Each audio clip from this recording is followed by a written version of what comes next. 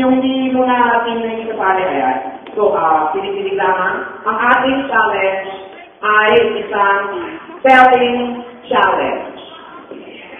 Okay, inspired po ito ng laro sa inyo. Meron silang bubulutin set of words, tapos i-spelling po nila ito. Isang letra, bawat participant. Okay? Pwede na ako ng ngayon na. Ate Gay, kasama ka, hindi ka pwede umatras. Kung halimbawa magkamali sa spelling, sasabihin ko, that's incorrect, babalik sa unang letra.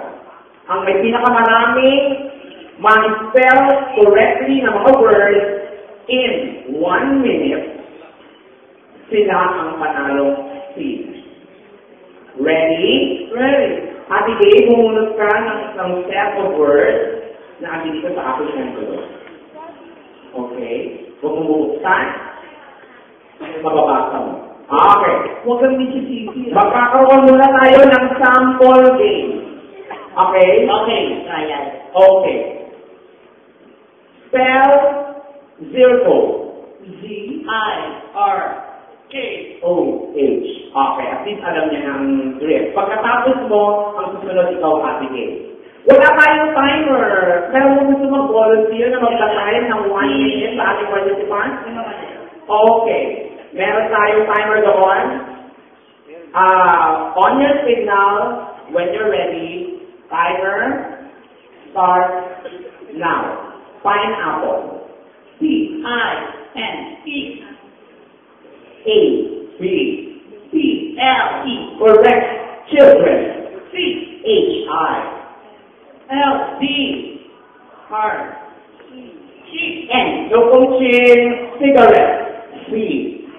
I-G. A. R.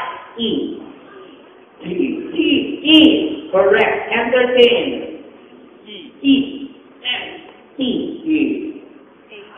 R. D. A. N. Correct. Alcohol. A. L. C. O. H. O. L. Correct. Typhoon. C. Y. B. H. O. O. N. Correct. Sometimes. S. O. M. E. D. I. M. E. Okay.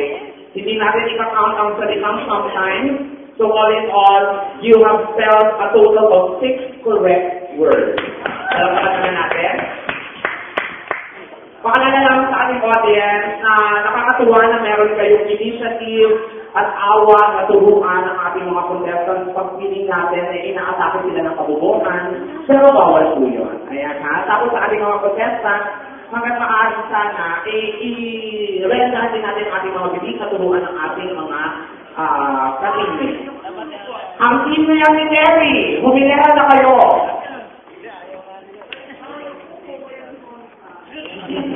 Ang kailangan natin i-beat na number of words ay ani.